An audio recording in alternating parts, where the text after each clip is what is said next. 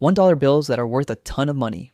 In this video, I'm going over some bills that you should not ever spend because they're worth way more money than just $1. In this video, I'm going to tell you everything that I know when it comes to $1 bills, what many people don't know, what you need to look out for. This is the only video you'll ever need on $1 bills, so make sure you save it and share it with someone you care about if you want. But this $1 bill sold for $2,400, and this is why. So there are a few important things we need to go over very quickly. So this bill is from 1977. As you see at the bottom right hand side, you will see series of now. Just because the bill has a date on it does not mean that's when the bill is actually produced.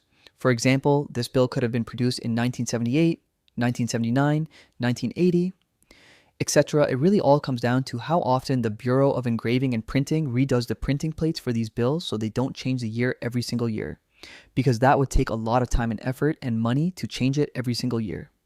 Did you know that? Leave a comment down below letting me know. But also, if you look on the left hand side of the bill, you'll see what's called a district letter of an E. You will also always see that district letter as the prefix letter of the serial number.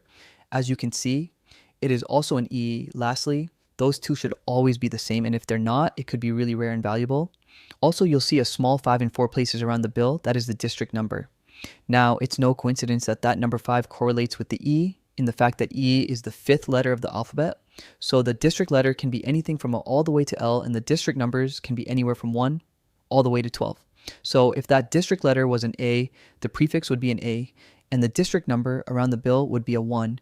If it was a B, there'd be 2. If it was C, it'd be 3. Etc. If they were ever different, that can be worth a lot of money. So a few more things on this bill. 1.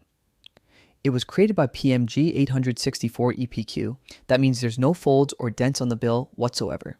The higher the integrate, the more valuable your bill will be if your bill has no folds on it. The next thing to consider is the centering. If you look at the left-hand side of the bill versus the right-hand side, the margins, which is that white strip on the left and right-hand side, it's not centered that well. If the bill is better centered, that means it can get a higher grade as long as there's no folds on the bill. If there's a tiny corner fold on the bill that hits the design, it will automatically be a 58, which means almost uncirculated. All right, so another thing is this is a mule note. Now, if you know what a mule is essentially a donkey and a horse, which correlates to this because essentially the back and the front of this bill should have never went together. Now, how do you know that? Well, if you look at the backplate's number, that is essentially an internal bookkeeping purpose for the Bureau of Agreement. Printing that number will be a different size than the front plate number. If your bill has a different size backplate and front plate number, it could be a mule note worth money. Now, one of the main reasons why this bill suffered $2,400 is because this is a Natick test paper bill. What you need to know is that when they're producing bills, they wanted to try a different type of paper, so they used a Natick test paper during a period of time, and they ultimately realized that this was not a good representation of what they wanted for their US paper money. Now, the way you tell if you have one is that you have to have a 1977 $1 bill, and the serial number range needs to be from E760001H through E800-64000H if you have a bill that's from 1977. It's a $1 bill and it's in that serial number range. There's a very good chance that you have a Natick test paper note that is worth a lot of money, because this one sold for $2,400. I won't spend a lot of time here, but this bill sold for $15,000. Guys, now, the first thing I notice on this bill is that it has 111 bids on it. Now, that is a huge red flag to me. When I go into the listing, I see that there's a bunch of people bidding on the item that has zero feedback. This is a huge determining factor. When it comes to you buying or selling on eBay, you need to be incredibly cautious because there are people out there that will do what's called shill bidding.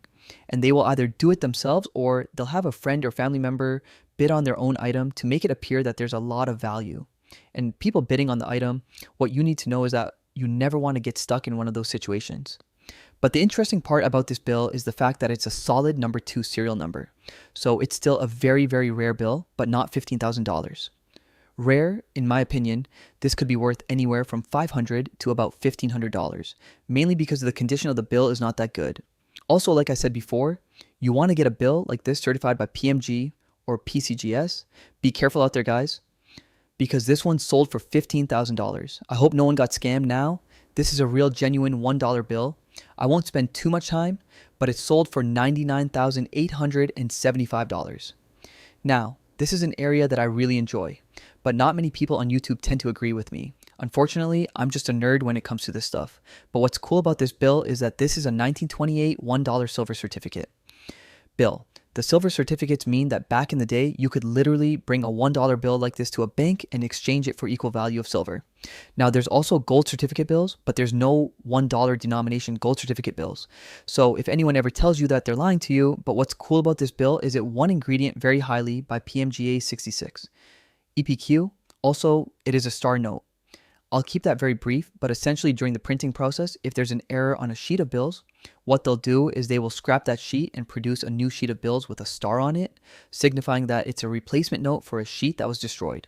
So it's pretty rare, again, if you have a 1928D silver certificate $1 bill with a star that's in high grade, it's going to be worth a lot of money because this one sold for $99,875. All right, $4,200 for this 1988 $1 bill that was created by PMG at a 67 EPQ. I'll keep this very brief, but this is what collectors call a web note. Now we see that it's a star note as well. You can see the star at the end of the serial number. Now, essentially what a web note is back in the day, they tried to do a new printing technique, which essentially would print paper money in one continuous roll. The same way that they print newspapers, they thought this would be great, but what ended up happening was a ton of mistakes and errors, so they quickly stopped producing banknotes like this. Now, there's a very easy way to tell if you have a web note, and that is through a few features that I'm going to show you right here. So the first area you want to look at is Washington's portraits. It's going to look pretty washed out on the web note, comparatively to a normally issued bill. Next, you're going to have the front plate number. Now, the front plate number for a webnet will simply be a number, while on a normally issued bill, it's going to be a letter plus a number or numbers.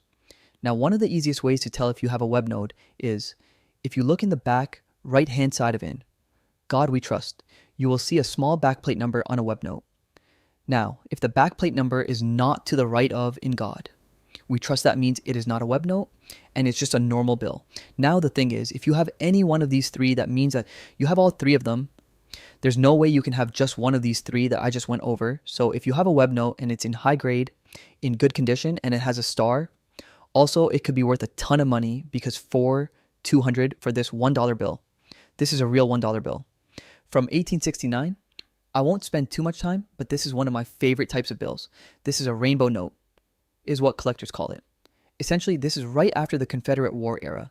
This is when they started to increase their anti-counterfeiting devices on the bills. That's essentially what the blue security features on the left-hand side of the bill are. You also have the green ornate design and color at the top of the bill, and you have a large red spiked seal on the right-hand side. You'll also see a depiction of Christopher Columbus and his crew on the left-hand side of the bill. Just a beautiful, well-designed piece of paper money. If you look also on the back of the bill, you're going to see some very ornate, beautiful designs happening. But guys, if you somehow come across an 1869 bill, whether that's at a garage sale or a basement or an attic or somewhere, you're in for a treat because it's one that graded by PMJ to 65. BQ sold for $31,200. So I'll be brief on this $1 bill from 1988 that sell for $24,000. But if you're paying attention before, you can tell that immediately that this is a web note. Now I'll give you a minute. Here, pause the video, leave a comment below. Tell me if you found this reason why I sold for so much money. I want to know if you found it or even if you didn't find it. Let me know that you did not find it. But here we go. This is the reason why I sold for $24,000, guys. It's the smallest detail. But again, this is a web note. Guys, okay, we also know that this bill upgraded by PCGS at a 40 PPQ. Now understand that that's a lower grade. That means there's likely 3 folds on the bill and some hard handling. This means that you want to keep your bills really flat and safe and not bent or folded, because if this bill was to have graded higher, it would have sold for a lot more money. So if you haven't noticed already, the suffix placeholder there is mismatched. You can see on the top right, it's an L, on the bottom left is a star. So this is what collectors call a mismatched suffix error, and that's why it sold for $24,000. I'll end on this one. This is a 2009 $1 bill. That is a serial number 1 bill.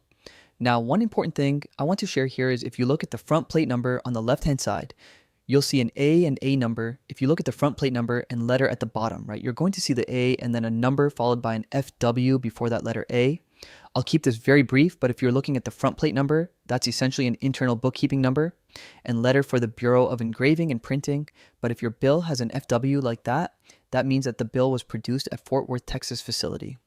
If your bill has no FW anywhere on it, like this, that means it was produced at the Washington, D.C. facility. What you need to know is that Depending on how many bills were produced for each specific printing facility will dictate how much demand there is based on the quantity of the bills. What you need to know is that this is a serial number 1 bill in itself for 3,840. If you enjoyed this video, then you'll definitely enjoy the video on the screen. I will see you in the next one.